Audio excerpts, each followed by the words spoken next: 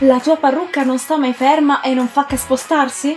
O magari è troppo pesante e non sta mai su come dovrebbe? Ti svelo un piccolo trucchetto facile e veloce per fare in modo che questo problema diventi solo un ricordo. Tada! Ecco a te la fascia antiscivolo per parrucca, o wig grip in inglese. Sì, è molto meglio. È una semplice fascia vellutata che permette di assicurare la parrucca alla tua testa, senza utilizzare forcine o fermagli. Io non riesco più a farne a meno, ma assicurati di indossarla nel modo giusto.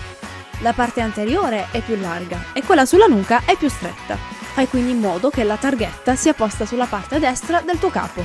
Vedrai che con questo accorgimento veloce ed economico non avrai più alcun problema con la tua parrucca. Se ti è piaciuto questo video non perderti gli altri co-secret. Metti un mi piace al video e segui i miei social. Pubblicherò sicuramente altri trucchetti.